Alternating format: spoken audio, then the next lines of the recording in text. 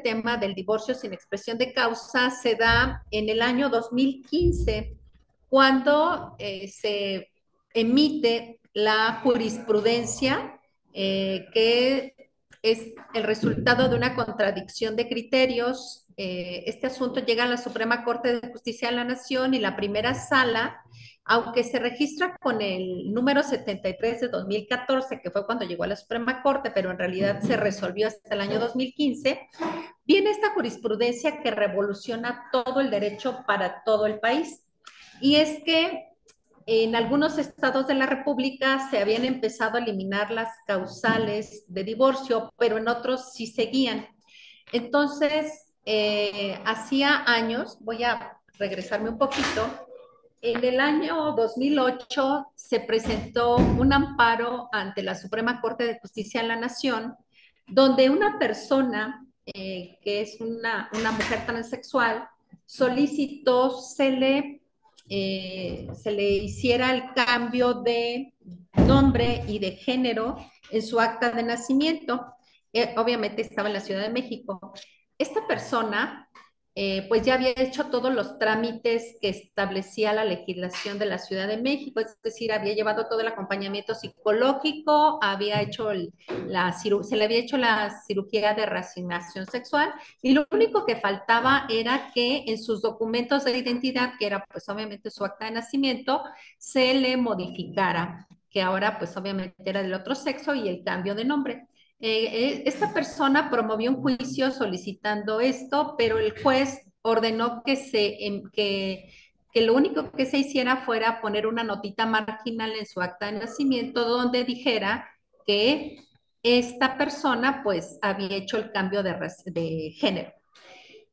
En contra de esta decisión, la mujer transexual fue ante la Suprema Corte a promover un amparo que se registró con el expediente 6-2008, un amparo directo civil, y solicitó que no se pusiera esa notita marginal porque estaba invadiendo su privacidad.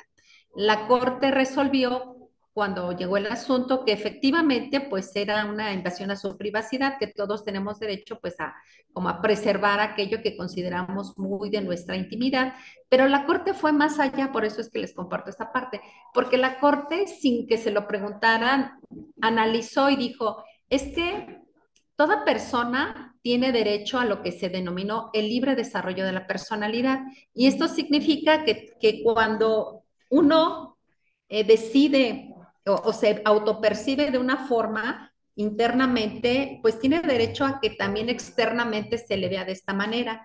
Y dice la Corte, y eso significa el libre desarrollo de la personalidad, pero además implica que uno tiene derecho a casarse, a no casarse, a estar soltero, qué sé yo. Y fue muy interesante esta sentencia porque a partir de ese momento, de esa jurisprudencia que les comparto en este momento en pantalla, la Corte, no es cierto, sí, sí es esta. La Corte resolvió pues que efectivamente toda la persona tiene derecho a eso y genera un derecho que no existía en la Constitución de manera explícita, este derecho al libre desarrollo de la personalidad, que posteriormente se fue invocando en varias demandas de amparo, perdón, de divorcio, porque en los estados de la República donde no estaba todavía contemplada la eliminación de las causales de divorcio, algunas personas empezaron a promover sus demandas e invocaban esta jurisprudencia del 6 del 2008, donde decían, es que la Corte ya resolvió que todas las personas tenemos derecho al libre desarrollo de la personalidad y esto implica que si no queremos estar casadas, no tengamos que estar casadas. Y con ello, bueno, pues empezó una revolución muy interesante en materia jurídica que posteriormente dio origen a esta jurisprudencia que tenemos en pantalla ahora sí, la 73 de 2014, que es del rubro, dice divorcio necesario. El régimen de disolución del matrimonio que exige la acreditación de causales vulnera el derecho al libre desarrollo de la personalidad. Y esta pues fue una contradicción de criterios de unas sentencias que se habían dictado en Morelos y otras en Veracruz. Y la Corte aquí dice, el libre desarrollo de la personalidad constituye la expresión jurídica del principio liberal de autonomía de la persona, de acuerdo con el cual, al ser valiosa en sí misma la libre elección individual de planes de vida, el Estado tiene prohibido interferir en la elección de estos, debiéndose limitar a diseñar instituciones que faciliten la persecución individual de estos planes de vida y la satisfacción de los ideales de virtud que cada uno elija, así como impedir la interferencia de otras personas en su persecución. Eso de impedir la interferencia de otras personas, pues es el marido que no se quiere divorciar, no puede impedir que se divorcie. Y además, la Corte en esta sentencia, en esta jurisprudencia también, pues ahí reitera que ese libre desarrollo de la personalidad, pues es un principio fundamental y que todas las personas, pues tenemos derecho a materializar nuestros planes de vida conforme lo consideremos conveniente y de manera libre. Por tanto, en esta jurisprudencia lo que resolvió la Suprema Corte es que las causales de divorcio son inconstitucionales y por tanto pues no pueden, diría que en subsistir en el ordenamiento jurídico. Por tanto, dice, de acuerdo a lo anterior, los jueces de las entidades federativas, es decir, los jueces de todos los estados de la República Mexicana, no pueden condicionar el otorgamiento del divorcio a la prueba de alguna causal, de tal manera que para decretar la disolución del vínculo matrimonial, basta que uno de los cónyuges lo solicite sin expresar ningún motivo. Y entonces, esta jurisprudencia es la que actualmente marca en todo el país, porque hay 3 estados de la República donde todavía hay causales, que es Chihuahua, Sonora y Guanajuato. Pero en todos los demás estados de la República ya se eliminaron. Si revisamos los códigos familiares, no hay causales de divorcio, precisamente porque son inconstitucionales de acuerdo a nuestro ordenamiento jurídico nacional. Déjenles comparto que el año pasado tuvimos una clase espejo con una universidad de Colombia y en la clase ellos nos compartían que también todavía como ustedes tienen las causales de divorcio, pero este año ya se modificó la legislación colombiana y también se eliminaron las causales. Entonces yo espero que ustedes también en breve ya no las tengan. Y bueno, ¿qué tipos de divorcio tenemos entonces nosotros en el estado de Michoacán? Bueno, pues tenemos, bueno, primero el divorcio aquí se define de manera muy sencilla en Michoacán. El divorcio dice disuelve el matrimonio y capacita a los que fueron cónyuges para contraer nuevo matrimonio. No dice más porque en realidad lo demás lo va estableciendo en los tipos de divorcio. En Michoacán existen 2 tipos de divorcio, el voluntario y sin expresión de causa. El voluntario es aquel donde las partes de manera libre y consciente y además de común acuerdo deciden divorciarse. Y pues se puede hacer de 3 formas, administrativa, judicial o ante notario. Administrativa, bueno, pues vamos ante el oficial del registro civil, solicitamos el divorcio. Aquí, bueno, se requieren algunos requisitos como pues que no haya hijos menores de edad, que no tengamos bienes pendientes de disolución conyugal, que no tengamos temas que tengan que ver con pensión alimenticia y pues básicamente se puede hacer. Ante notario público pues prácticamente es igual y judicialmente es cuando generalmente hay menores de edad y se hace ante el juez porque es el que siempre va a estar pendiente de resolver el tema que tiene que ver con los derechos de los infantes, pues alimentos, educación, temas de convivencia, patria potestad. Y el otro que comentábamos desde hace rato es sin expresión de causa, que es lo que llamamos también incausado y basta, pues en este caso, que una de las partes quiera divorciarse y es suficiente para que se pueda solicitar. Aquí nosotros lo tenemos regulado en el artículo 255 y Pues los requisitos es que se haga se presenta un escrito solicitando, aquí fíjense muy bien, no dice demanda, ¿eh? Dice, se presenta una solicitud manifestando pues que uno de los cónyuges se quiere divorciar y presenta un convenio y en el convenio pues hace la propuesta de que pues con quién se van a quedar los hijos y quién se va a quedar a cargo de ellos, los bienes y todo lo que tenga que ver con las obligaciones de los consortes. Si no se presenta este convenio, pues se va a requerir para que lo presente.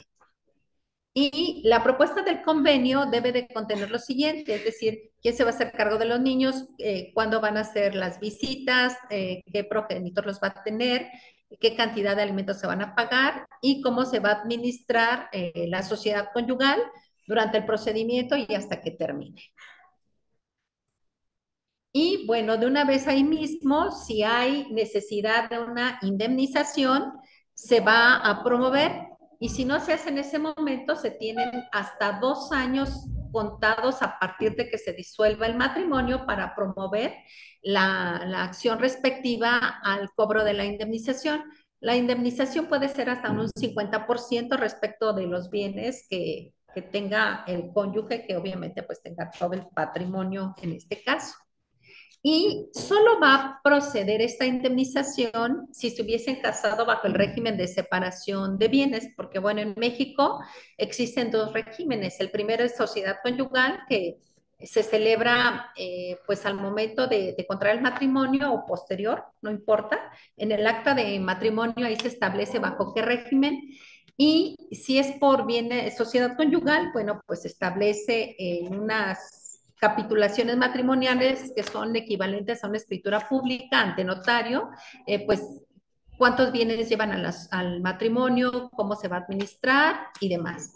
Pero si no lo hicieran, si no hicieran las capitulaciones, entonces ya el código establece cómo se regularán, aunque no se hayan establecido. Esto es para proteger, obviamente, lo que es la sociedad conyugal.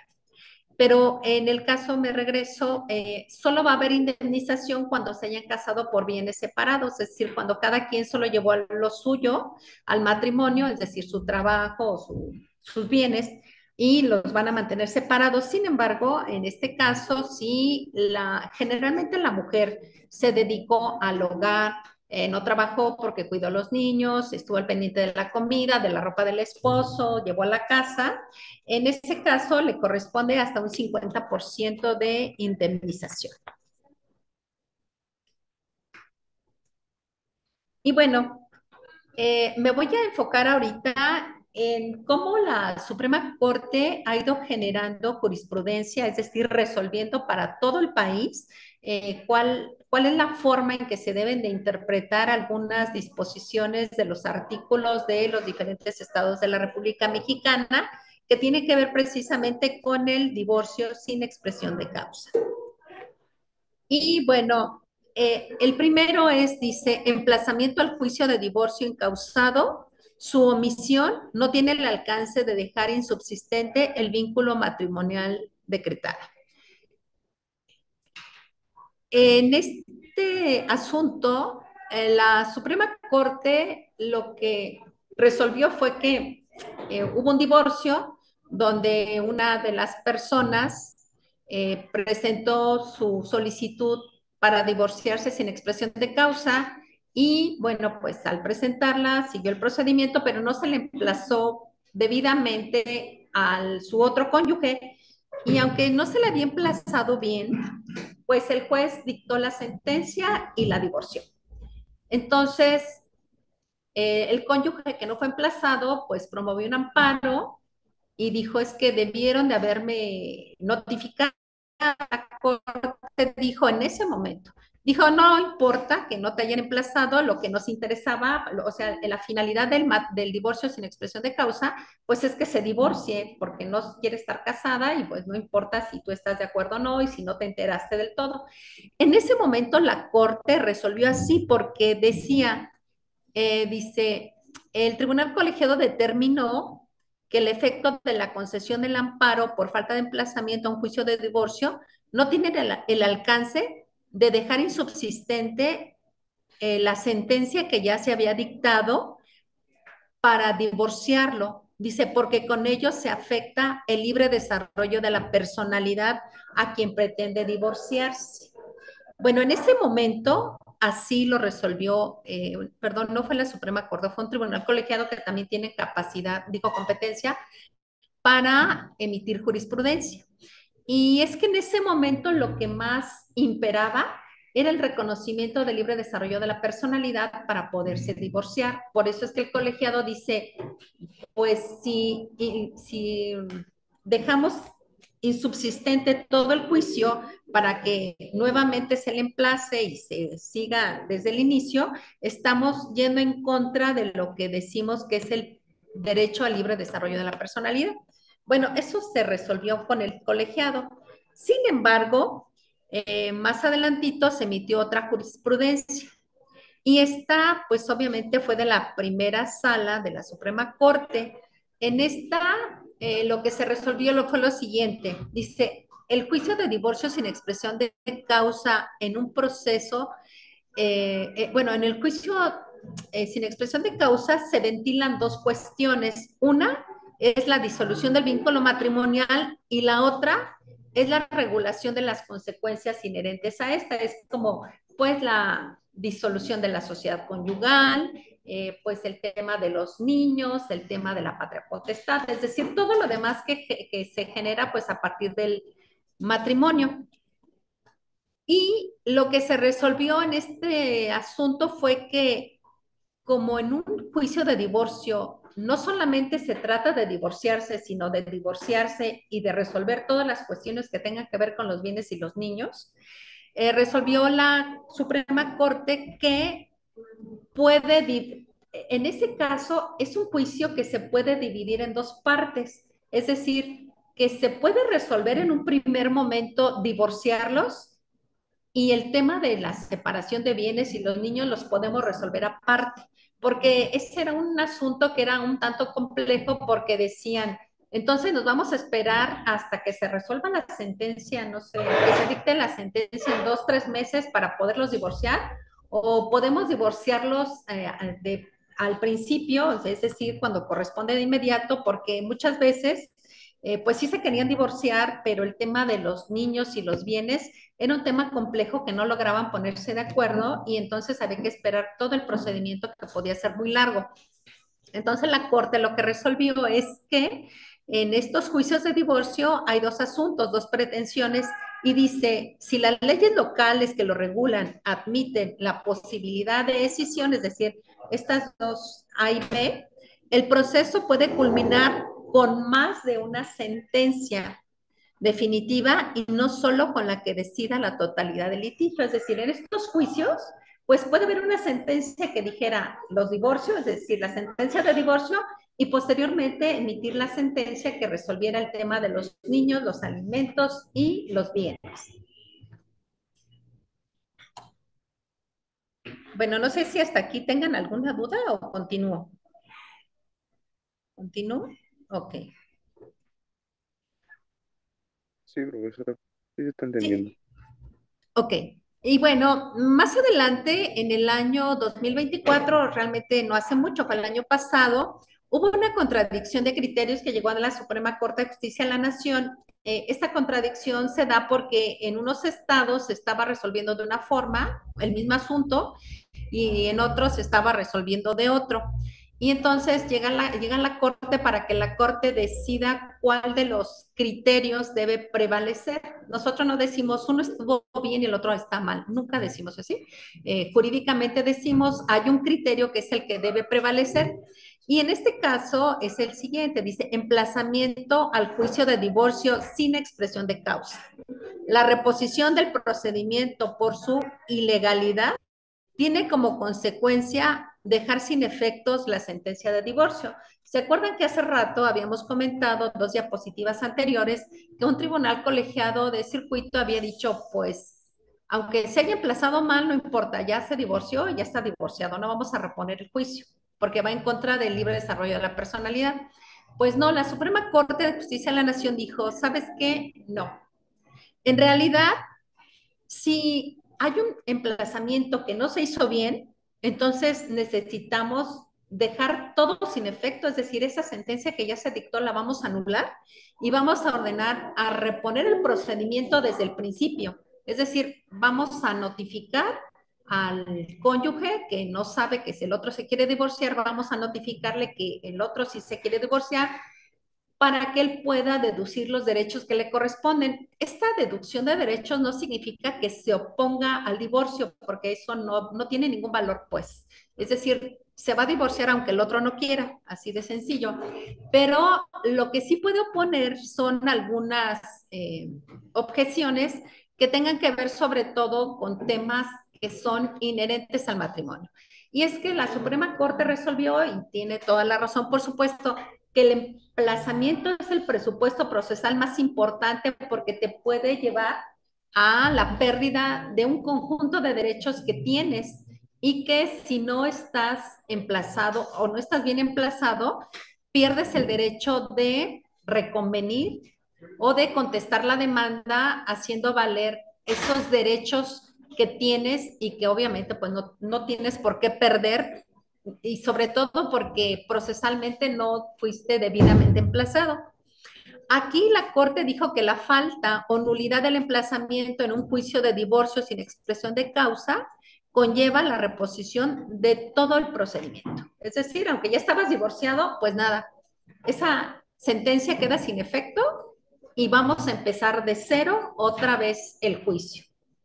Y lo que dijo la Corte fue esta parte que les comento, dice, la modificación del estado civil de las personas tiene efectos patrimoniales y extrapatrimoniales, que no solo se dirimen, que no solo se dirimen en el juicio de divorcio, porque lo que recordó la Corte es que, por ejemplo, fíjense, si una persona está casada, pues generalmente está dada de alta como beneficiario en los servicios de seguridad social. Si está casada, pues también tiene derecho a heredar y tiene derecho también pues a los alimentos. Y cuando se divorcia, pues pierde el derecho ¿cómo se llama? A la herencia, pierde también el derecho a los servicios de seguridad, pero puede conservar los derechos alimentarios, sobre todo cuando esta persona se dedicó preponderantemente al hogar. Entonces, además de una pensión compensatoria, tiene derecho al pago de alimentos. Por eso es que dijo la Corte, no podemos como decir, ok, pues ya se divorció, no pasa nada porque lo que nos interesaba era que se divorciara. No, tenemos que hacerle saber que hay una demanda de divorcio en su contra para que haga valer los derechos que le corresponden. Y bueno, aquí un poquito más sobre el tema de la pensión, compensación económica. La Corte pues resolvió que lo que ya habíamos estado comentando, que las personas que se han dedicado al hogar y que no salieron a trabajar fuera y llevaron dinero a la casa, pero sí llevaron a cabo todo el trabajo de un hogar que implicaría pues obviamente un costo extra si el marido hubiera pagado por ello o la mujer, sea el que sea, resuelve la Corte que siempre que la persona se haya dedicado al hogar, preponderantemente tiene derecho a una compensación económica, pero también ha resuelto la Corte que, por ejemplo, si la mujer estaba casada, hacía todas las tareas del hogar, cocinaba, limpiaba, se encargaba de los niños y además se iba a trabajar, entonces a esta señora se dice tenía una doble jornada. Por tanto, aunque esta persona sí tenía dinero, porque pues obviamente estuvo trabajando, sí tiene derecho a una compensación económica por haber trabajado en el hogar, haciéndose cargo, ya decía, de la casa de los niños, de la comida, es decir, de todo. Y bueno, en esta jurisprudencia que es también del mismo asunto del anterior, en ese juicio se resolvieron varios asuntos que dieron origen a la tesis 38 que acabamos de ver y esta 36. En este caso, la Corte hace una diferencia entre compensación económica y pensión alimenticia, porque en algunos asuntos que se estaban resolviendo, los jueces decían, bueno, si le toca compensación económica, no le tocan alimentos. Si le tocan alimentos, no le toca compensación económica. Pero la Corte dijo, pues fíjate que no, son dos cosas diferentes. La compensación económica es diferente a la pensión alimenticia compensatoria, porque aunque ambos nacen del divorcio, lo cierto es que la pensión alimenticia compensatoria tiene como objetivo resarcir los perjuicios que le ocasionaron al cónyuge que se dedicó al hogar y al cuidado, pero además busca satisfacer las necesidades básicas de subsistencia de la persona, atendiendo a que se vio impedida para desarrollarse profesionalmente y obtener ingresos. Y es que suele ocurrir, ya escuché en Perú y también en México, que muchas veces la mujer cuando se casa, aunque haya tenido una profesión y a lo mejor ya está trabajando en algún lugar y está ganando bien, pues decide por el cuidado de los niños dejar de trabajar y entonces deja de percibir un salario que ya tenía seguro y dice, ok, vamos a acordar con mi marido que él se va a quedar trabajando y yo me voy a dedicar a los niños. Y después de 30 años de casados, y que eran tan felices, pero resulta que dice el marido, ¿sabes qué? Oye, ¿sabes qué? Ya no quiero seguir casada. Pues entonces, después de 30 años de que nunca trabajó, va a ser muy difícil, no imposible, por supuesto, pero va a ser muy difícil que consiga un trabajo bien remunerado, que pueda decir, pues yo era contadora, vengo a que me emplees como contadora, porque pues obviamente las leyes van cambiando, pero no solo las leyes, sino cualquier profesión, pues va evolucionando mucho y entonces si uno no está en el mercado laboral activo, pues es complicado que después de 30 años te den la oportunidad de trabajar y que trabajes con un salario pues justo que te permita subsistir por ti misma. Entonces, por eso la Corte dijo, pues nada, en un divorcio se pueden dar las dos cosas, su compensación económica esa del 50% de los bienes del marido y el pago de pensión alimenticia compensatoria.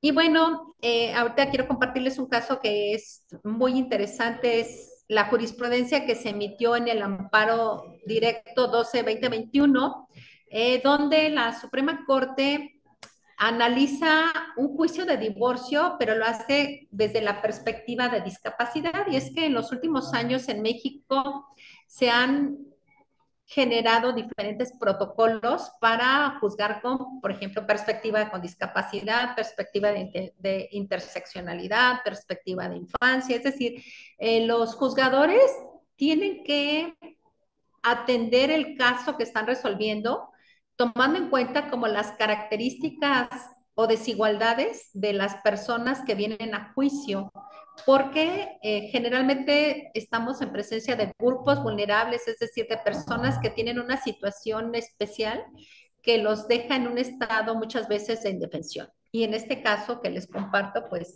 es uno de ellos. Y les comparto, hubo el caso de un hombre que ya me acuerdo, tenía unos 40, 50 años, no recuerdo bien. Y él presenta una demanda, una solicitud de divorcio incausado. Y cuando se presenta la demanda, pues obviamente se le pretende notificar a su esposa. Pero aquí lo curioso es que quien contesta la demanda es el hermano de la esposa. Y contesta la demanda el hermano de la esposa porque esta persona, la esposa, tiene una discapacidad que está pues en una silla de ruedas, prácticamente no habla mucho, pues le dan de comer, es una persona que tiene una discapacidad muy fuerte. Y entonces, cuando contesta la demanda, el hermano dice, vengo a contestar la demanda de divorcio porque mi hermana pues tiene discapacidad y demás. Entonces, el asunto llega hasta la Suprema Corte de Justicia de la Nación y la Suprema Corte de Justicia de la Nación dice, a ver, en casos donde una de las personas tenga una discapacidad así, no porque esté discapacitado, vamos a decir, bueno, pues ya, que se divorcie porque lo que nos interesa es el derecho a libre desarrollo de la personalidad del marido. O sea, tampoco lo vamos a obligar a que siga casado porque la señora tiene discapacidad, ¿saben? ¿Por qué? Porque nos queda muy claro cuál es el derecho a libre desarrollo de la personalidad, es decir, nadie puede estar casado cuando no quiere estarlo ya. Pero en este caso la Corte dice, bueno, sí, efectivamente tú tienes tu derecho de no estar casado y aunque tenga discapacidad no te podemos obligar a que estés casado con ella. Pero, dice la Corte, lo que debe de hacer el juez cuando se le presenten casos de este tipo es que debe de hacerle saber a la persona con discapacidad dentro de las posibilidades jurídicas que hay, todo el alcance que implica el divorcio. Y entonces lo que ordena la Corte es que a la persona con discapacidad se le notifique de forma que ella pueda entender y comprender el tema que le va a generar el divorcio, es decir, pues la pérdida de todos los derechos extrapatrimoniales. Pero además lo interesante de este asunto es que, ¿cómo se llama? La Suprema Corte dice, juez, tú tienes que darle vista al instituto de tu estado de la República, que es el encargado de las personas con discapacidad, para que además le brinden la atención que le corresponde. Y además le dice al juez, tienes que pues designarle un tutor o una persona, ahora ya no le llamamos tutor, ahora es un, ay, se me olvidó la palabra, salvaguardas o apoyos, se llama ahora en el Código Nacional de Procedimientos. Estas personas que tienen alguna discapacidad tienen que apoyarse en alguien de plena confianza que les acompañe en el proceso y les haga saber exactamente cuál es el alcance de esta situación jurídica que están resolviendo. Y entonces lo que hizo fue la Corte, en este caso que es muy emblemático, es decir, efectivamente, el libre desarrollo de la personalidad es el derecho que te permite divorciarte sin expresar ninguna causa, pero si la persona de la cual te vas a divorciar tiene alguna discapacidad, entonces tenemos que hacerle saber con exactitud cuál es el alcance y vamos a brindarle todos los apoyos y salvaguardas necesarias para que ella pueda estar bien. Y bueno, en caso de que le tengamos que pagar una pensión, pues se la vamos a pagar a cargo del marido, en el caso que fuese así, o bien pues a cargo de la autoridad que le corresponda de acuerdo a lo que establezcan pues las leyes correspondientes de ese estado, que viene siendo esta parte lo que les compartí. Y bueno, les compartí hace rato que a partir del año 2027 en todo el territorio nacional, pues nosotros vamos a tener, ¿cómo se llama? Pues el Código Nacional de Procedimientos Civiles y Familiares en todo el país. Así es que, pues les voy a compartir algunos cambios que vamos a tener y que son muy importantes. Algunos van a ser casi iguales y otros van a estar bien. Fíjense muy bien, aquí me voy a parar para verlo desde acá. Bueno, ahorita en Morelia, bueno, no me muevo porque si no, no me escuchan. Ahorita en Morelia tenemos, decía hace rato, el divorcio voluntario y el divorcio sin expresión de causa. En el Código Nacional de Procedimientos Civiles le cambiamos nombre, pero es prácticamente lo mismo, ¿saben? Ahora le llamamos divorcio bilateral y dentro de este concepto está el divorcio por mutuo consentimiento o el voluntario, por eso les puse dos bonitos. Y lo que necesitamos primerito es que los dos estén de acuerdo. Y una vez que ya los dos están de acuerdo, la legislación nos permite que se pueda llevar a cabo de tres formas, que puede ser jurisdiccional, notarial o administrativo. Para que sea jurisdiccional, bueno, pues será ante el juez del domicilio de los cónyuges y se tramita lo que llamamos nosotros una vía especial. ¿Qué tiene de especial esto? Pues que es un juicio que se resuelve en una sola audiencia, por eso se llama una vía especial. Es decir, son asuntos que son tan importantes que se puede arreglar todo para que en una sola audiencia ante el juez se resuelva y el juez dicte la sentencia, porque pues ahí no habría conflictos si las dos partes están de acuerdo. Y entonces el requisito de procedencia del divorcio bilateral jurisdiccional, pues será cuando haya hijos menores de edad o hijos que tengan, por ejemplo, alguna discapacidad. Entonces, tendrá que ser este tipo de divorcio, porque cuando se trata de menores, siempre vamos a tener la intervención del juez y del Ministerio Público, porque vamos a resolver su tema, el tema de su seguridad, los alimentos y todo lo que es inherente pues a su desarrollo. Y también, por ejemplo, será bilateral cuando existan bienes o deudas a cargo del patrimonio conyugal.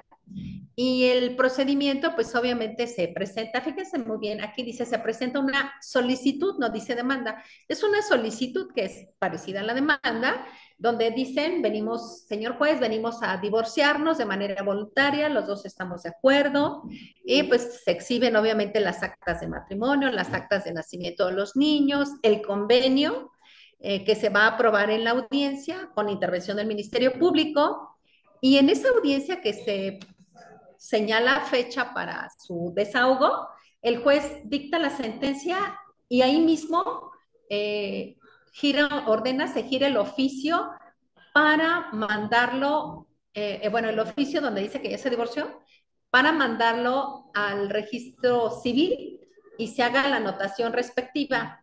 ¿Por qué es importantísimo esto? Porque aquí en México, acabando, bueno, es exagerado, ¿no? Pero acabándote de divorciar, te puedes volver a casar. No hay que esperarse nada. Hace años, si recuerdan, había que esperar, bueno, no les había comentado, pero hace años había que esperarse un tiempo determinado para, una vez divorciado, volverte a casar, pues por el tema de los hijos y todo, pero ya se resolvió que no es necesario.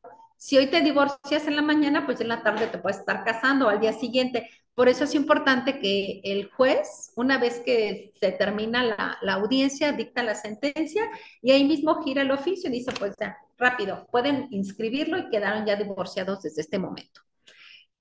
Cuando no hay hijos menores de edad y no hay tema que tenga que ver con bienes o deudas de la sociedad conyugal, la pareja que está de acuerdo en divorciarse puede ir con un notario aquí en el estado de Michoacán y en varios estados de la República, y también porque ya así lo contempla el Código Nacional de Procedimientos Civiles y Familiares. Entonces puede ir ante el notario, hacer el trámite ante él, y el notario va en una escritura pública a emitir, pues vamos a decir como la sentencia de, no es una sentencia en sí porque no es juez, pero la resolución del divorcio la va a poner en escritura pública y posteriormente se va a mandar al al registro civil para que se haga la anotación respectiva. Y también si no hay hijos, si no hay bienes o los hijos ya son mayores de edad y no requieren alimentos, el otro trámite es ante el mismo oficial de registro civil. Entonces, pues van con el oficial los va a citar posteriormente por sí, para preguntarles si se quieren realmente divorciar. Si dicen sí queremos, adelante, hace la anotación respectiva en el acta de matrimonio y a partir de ese momento quedan divorciados y aptos para volver a contraer matrimonio en el momento que quieran, porque no necesitamos dejar pasar ningún tiempo. Y bueno, en el Código Nacional de Procedimientos, y así va a ser ya en toda la República, decía a partir del 1 de abril del 2027, pues el matrimonio incausado se va a llamar incausado, como le llamamos actualmente, y se va a tramitar siempre vía jurisdiccional, es decir, forzosamente tenemos que ir con un juez, el juez del domicilio, del último domicilio de los cónyuges. Y aquí se va a hacer en un juicio en la vía oral familiar. Y el requisito es pues que solo uno de los dos se quiera divorciar, porque miren, si los dos se quieren divorciar, pues tenemos el bilateral, ¿no? Pero si uno de los dos no se quiere divorciar, bueno, pues entonces puede promover su juicio de divorcio incausado y pues presentará su demanda ante el juez. Fíjese, lo interesante es que como lo tenemos ahorita en Michoacán, es al revés. Si es divorcio incausado, se presenta solicitud, pero a partir del 2027 va a ser una demanda. Entonces, la demanda se presenta, se admite, se dictan medidas cautelares. El juez tiene la obligación desde ese momento, pues, de establecer los lineamientos que le llamamos medidas cautelares sobre con quién se van a quedar los niños, quién se va a hacer cargo de la pensión, sus alimentos durante el procedimiento y posteriormente al procedimiento de divorcio. Y se va a señalar fecha para lo que se llama la audiencia preliminar. La audiencia preliminar es una audiencia que tiene dos fases. La primera fase se lleva a cabo ante el secretario del juzgado, donde va a tratar como de, pues, de conciliar a las partes, ver si pueden llegar a un acuerdo. Y la segunda fase va a ser ante el juez de oralidad. Y posteriormente se señala fecha para lo que es la audiencia de juicio. La audiencia de juicio es donde, pues, obviamente se desahogan las pruebas y posteriormente se dicta la sentencia. Fíjese, muy, muy interesante, cuando hablamos de divorcio bilateral en la vía jurisdiccional, hay una sola audiencia, por eso decimos que es una vía especial. Cuando hablamos de divorcio incausado, no tenemos una vía especial, se tramita en un juicio oral y tenemos dos audiencias, la audiencia preliminar y la audiencia de juicio. Y bueno, ¿por qué es así? Porque el Código Nacional de Procedimientos Civiles no contempló una vía especial para el divorcio incausado. Entonces, establece en el artículo 663 que se van a tramitar en esta vía todas las controversias que no tengan tramitación especial señalada en este código. Entre ellos, pues, este divorcio que les he compartido. Y bueno, básicamente, pues aquí viene más o menos lo que les comentaba. En la fase del procedimiento oral se presenta demanda, se contesta demanda, se presenta contra, bueno, la reconvención, contestación a reconvención y la fijación de la fecha de la audiencia. En la fase de audiencias tenemos la preliminar que les compartía, que tiene 2 etapas, y la de juicio, que es donde, pues, hay desahogo de pruebas, alegatos de apertura, alegatos de cierre y la sentencia respectiva.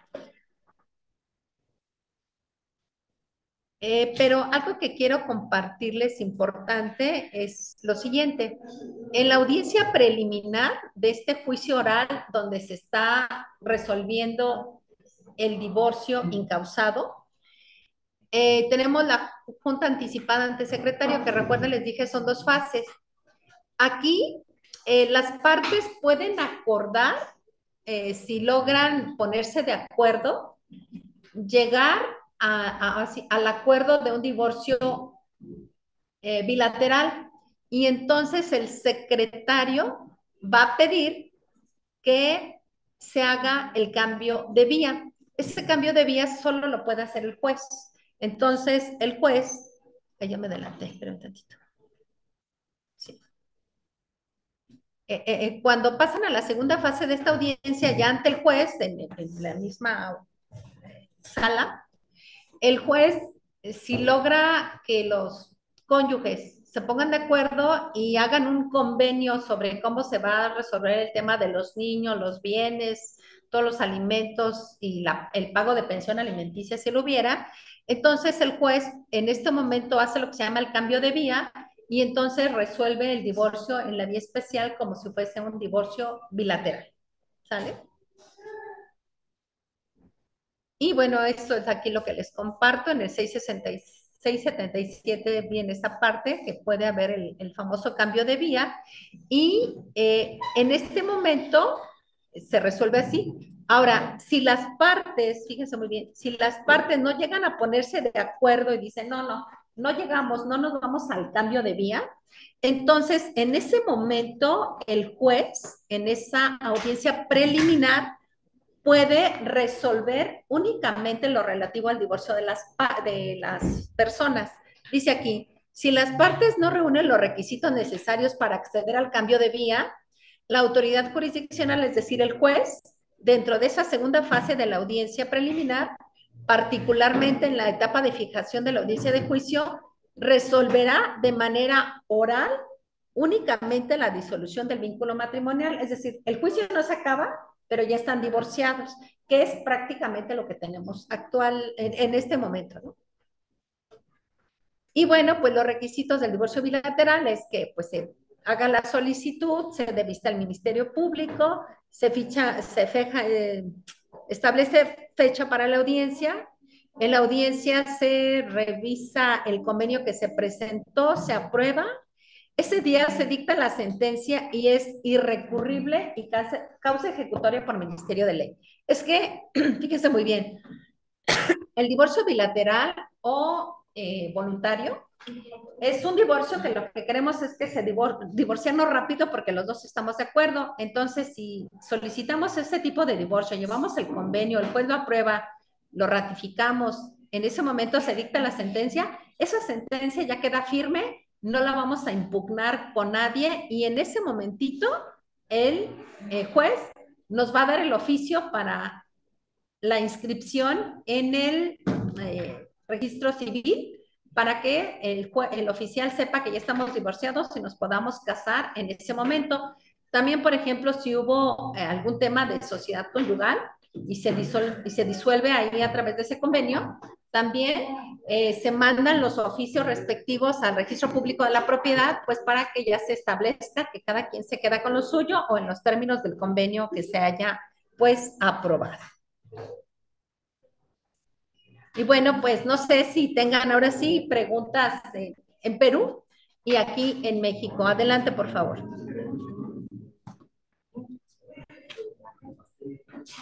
Chicos, ¿van a preguntar?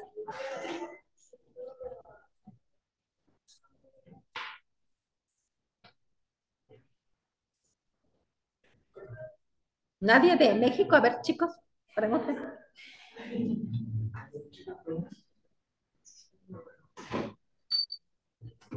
Si no, tendré que hacer yo las preguntas. Sí. Hola, hola, A ¿me ver, escuchas? sí, Miguel, adelante. Digo Ángel, perdón. Buenos días, profesora, no soy de Perú. Profesora, solo para sacar una duda, usted mencionaba que el divorcio en México no tiene necesidad alegar una causa, ¿no es cierto? Y Así es. ahora, y acá en Perú el concubinato o el unión de hecho también se puede hacer de libre expresión o no buscar una causa necesariamente. ¿Y cuál sería la diferencia en México el concubinato, por ejemplo, con el divorcio? Con bueno, para terminar el concubinato, más o menos. Exacto, o sea, como te mencionaba, acá en Perú se asemeja más que nada al divorcio que usted mencionaba, que no tenía que haber expresamente una causa, ¿no? Así es. Bueno, aquí el concubinato, que ya tiene muchos años, pues empezó así como allá en Perú, eran las uniones de hecho, y no tenía ningún reconocimiento porque pues era como las personas decidieron irse a vivir libremente y no firmar ningún documento, es decir, no tener ningún como vínculo jurídico. Sin embargo, a lo largo de los años, tenemos un principio que ahorita tiene una fuerte influencia en lo que es el derecho laboral y familiar, que es el principio de la realidad. Y entonces lo que ocurrió es que nos dimos cuenta, los jueces y los abogados, que en México hay muchas personas que vivían en unión libre por convicción. Y en realidad es porque decían, es que es muy difícil divorciarse, porque en esos años, pues había que acreditar las causales. Entonces, se empezó a reconocer el concubinato porque lo que queríamos era generar los derechos que solo el matrimonio daba, que era, por ejemplo, dar de alta a la persona pues en el Instituto Mexicano del Seguro Social. Aquí en México el concubinato y el matrimonio casi tienen los mismos derechos. Por ejemplo, el concubino ya puede heredar, al concubino lo puedes dar de alta en el Instituto Mexicano del Seguro Social.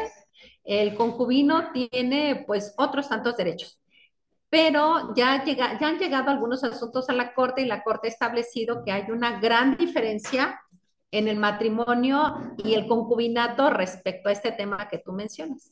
Y es que para terminar el matrimonio, forzosamente tiene que haber un divorcio o pues que se muera alguno de los dos, ¿no? A través de, si queda viudo, pues ya se terminó. Y la otra forma es pues el divorcio. Y decían, bueno, en el concubinato pues no hay un documento que diga que son, ¿cómo se llama? Que son pareja, que son concubinos, porque en realidad no hay un documento que te diga que somos concubinos, no hay un formato para ello. Lo que tenemos es otra figurita que es la sociedades de convivencia. Ahí sí, hay que llenar una solicitud, hay que ir ante el oficial del registro civil y pues solicitar que se registre que somos personas que vivimos en sociedad de convivencia. Y también para terminarlo, pues hay que ir ante el oficial de registro civil y decirle, venimos a terminar esta solicitud de convivencia. Pero en el caso del concubinato, como es una unión libre, en lo que sea, ¿cómo se regula? Pues cada estado de la República también establece sus requisitos y más o menos la definición va así. Dice, el concubinato es la unión de dos personas para proporcionarse ayuda mutua. Y en este caso, bueno, y dice que hayan vivido al menos 2 años juntas o hayan procreado un hijo. Entonces, más bien aquí para comprobar el concubinato necesitamos pues que ya tengan un hijo y que obviamente vivan juntas, porque puede ser que sí tengan el hijo, pero cada quien vive en su casa, entonces no es concubinato. Tienen que estar viviendo en el mismo domicilio, tener un hijo, o bien tener al menos 2 años de estar viviendo juntos, pero además de vivir juntos, pues de vivir como familia, pues colaborar en lo económico, en los asuntos del hogar. ¿Y cómo se termina? Pues el concubinato se termina tan sencillo como que ya decidan separarse, cada quien se, bueno, pues uno se va de la casa, por supuesto, y el otro se queda, y básicamente es así como termina, porque no hay otra forma de terminar. Aquí la ley dice que pues cuando el otro contrae ya cambia de situación. Es decir, se va de la casa y se casa con otra persona, pues ya, obviamente que se terminó, pero el concubinato se termina desde que ellos deciden libremente dejar de vivir juntos. No sé si te respondí tu pregunta.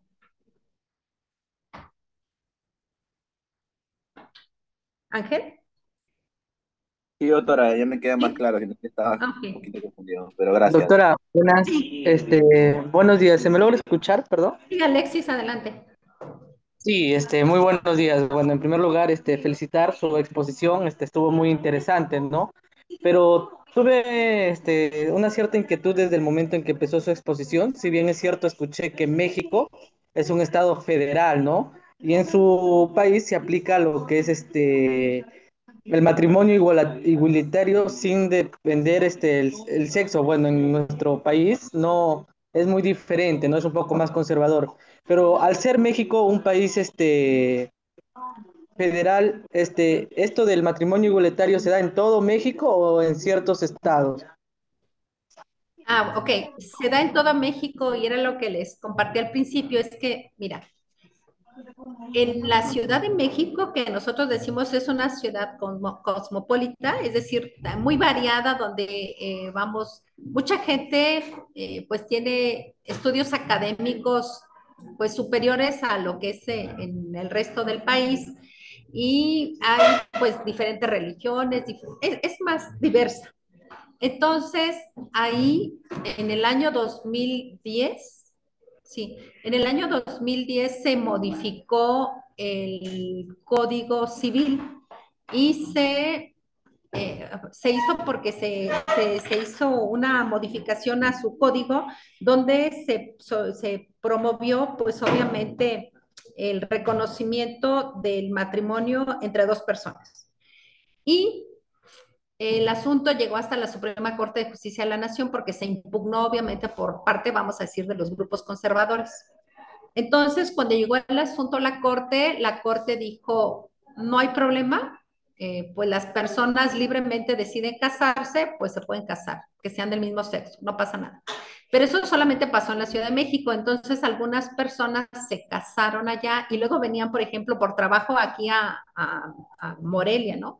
Y entonces, pues teníamos que reconocerles el matrimonio, aunque aquí en Morelia no estuviese permitido, porque la Constitución en el artículo, déjame que me acuerde, 30 y, ahorita se me está yendo, 31, establece que los actos jurídicos celebrados en los estados de la República van a ser válidos y reconocidos siempre que se celebren de acuerdo a las leyes del lugar donde se llevó a cabo el acto.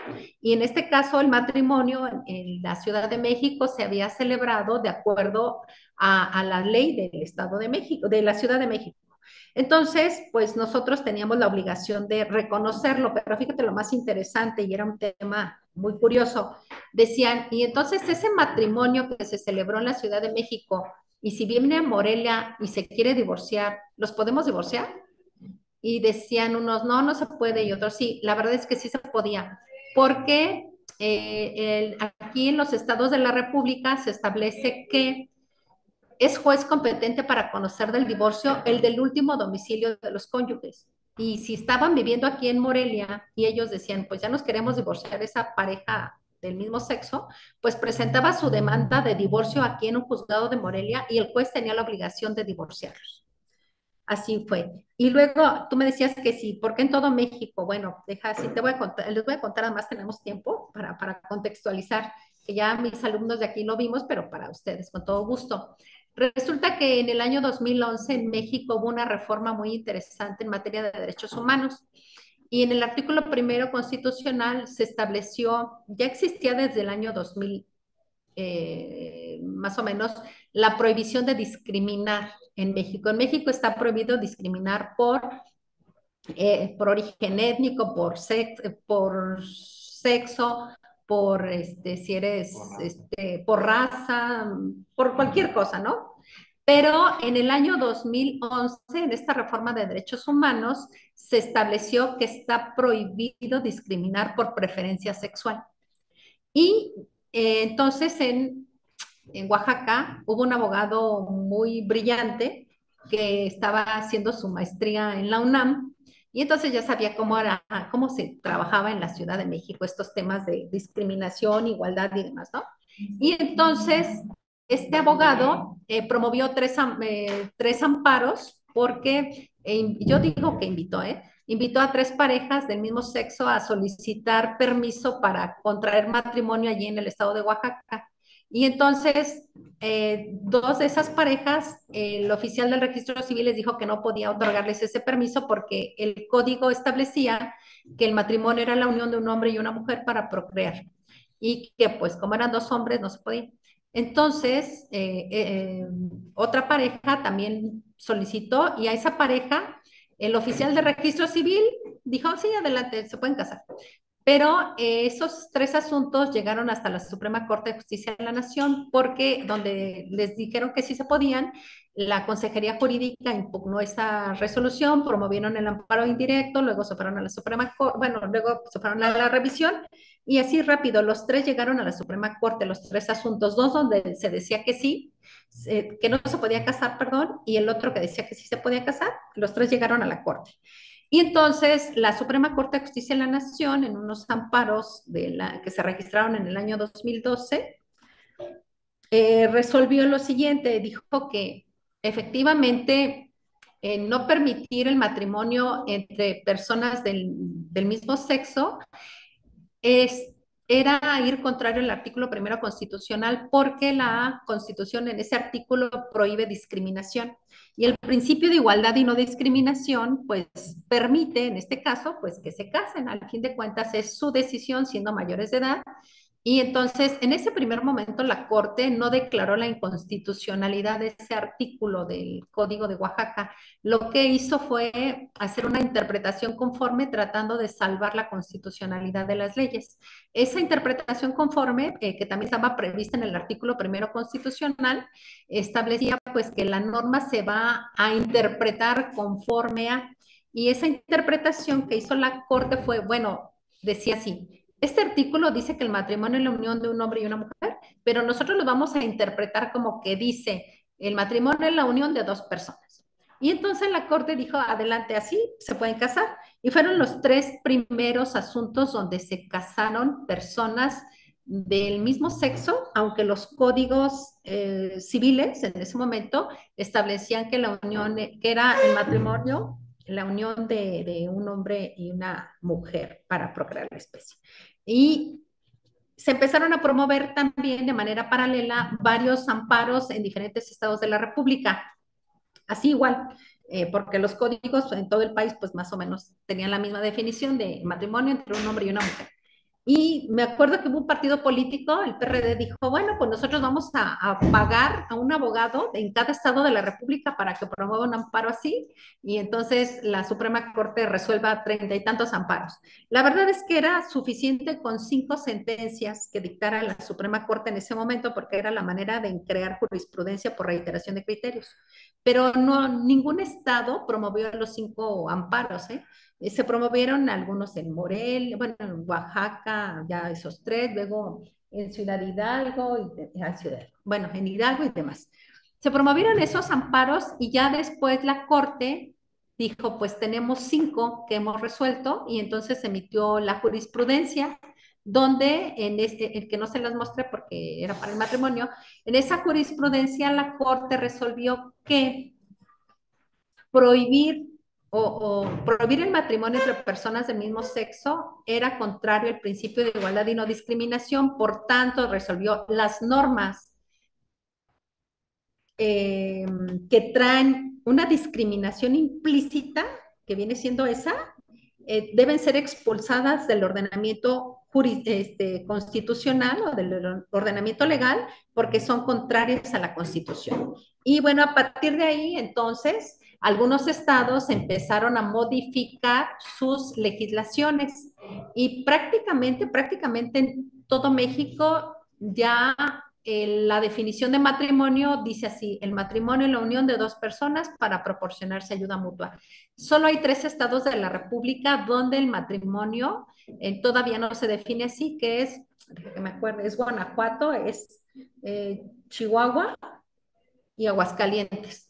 Pero aunque en esos estados todavía el matrimonio se define como la unión de un hombre y una mujer, por la jurisprudencia de la Suprema Corte, pues se pueden casar sin problema las personas del mismo sexo. Así es como está actualmente en México. No sé, Alexis, ¿algo más? Sí, sí, Miss, eso sería todo. Muchas gracias. Me Ok, quedó muy claro. Gracias. sí. A ver, chicos, aquí, ¿nadie? Yo tenía A ver, dime. la duda de, o sea, ¿por qué se llega a el divorcio mutuo? O sea, ¿cuál es la diferencia entre, sí sé cuál es la diferencia, pero, o sea, Sí. ¿por qué es un proceso más largo? Que si no, o sea, que si solamente uno promueve el divorcio. No, es más, no. El divorcio bilateral es más rápido. Es más rápido. Es más rápido porque ya llevas un convenio y los dos están de acuerdo. Entonces se celebra en una sola audiencia. Haz de cuenta, tú presentas tu demanda, bueno, presentan la demanda, el juez señala fecha para el desahogo de la audiencia dentro de lo más pronto posible y en esa audiencia se aprueba se ratifica el convenio, se aprueba y el juez dicta la sentencia. Es rápido porque los dos están de acuerdo. Más bien el que es un poquito más tardado es el divorcio incausado, que es sin expresión de causa porque el otro no quiere. Entonces, una de las partes quiere divorciarse, tiene la libertad de presentar su demanda sin acreditar ninguna causa, simplemente dice yo me quiero divorciar, punto. Y ahí es un poquito más tardado porque se resuelve en un juicio oral donde hay 2 audiencias. La primera, que es la preliminar, donde se analiza cuál es la litis, los temas sobre, por ejemplo, los niños, los bienes y demás, y se ofrecen las pruebas. Y luego se señala fecha para la segunda audiencia, que es la audiencia de juicio, donde en esa audiencia el juez va a resolver todo y los va a divorciar. Entonces es más tardada porque una de las partes no está de acuerdo en divorciarse. Así es. A ver. Oye, Christopher, hoy me has preguntado. A ver. Pero allá no te van a escuchar. ¿Sí quieres preguntar algo? No, es que no sé muy bien el tema, pues, para preguntar. pero pues para eso lo estábamos dando. Es que no quise adelantar y dar este tema antes a mis alumnos porque dije, vamos a tener clase repetida. Pero bueno, creo que es claro, no sé si ya en Perú tengan alguna otra duda, ¿no? Los de aquí de Morelia tampoco, ¿ya? ¿Todo bien? Bueno, porque vamos a tener examen el próximo martes, así es que por supuesto que debe estar muy claro. Pues no sé, maestra, si tengan alguna duda ustedes. Creo que no. Pregunta. Sí, por ahí creo que está. ¿Tienen alguna duda, chicos de acá de Perú? ¿Todo claro? Creo que sí, creo que Sí, todo no. claro, doctora. Doctora, Muy todo bien. claro. Muy bien, muchas gracias. Entonces, muchas gracias, profesora. Muchas gracias por todo lo que nos ha brindado, toda la información, que eso nos va a servir justo para que mis chicos hagan su actividad, que es un análisis comparativo entre Perú y México. Muchas gracias. Muchas gracias a los chicos de México. Un gusto. Bueno, pues gracias, entonces, un gusto haber participado con ustedes. Hasta luego. Cuídense, Muchas gracias entonces. a ambas profesoras por su participación y por seguir innovando en sus clases. Quedo atenta a hacerles llegar su reconocimiento. Muchas gracias. Ok, gracias. Un gusto. Hasta luego. Esperemos vernos pronto. Hasta luego. Hasta luego, bye.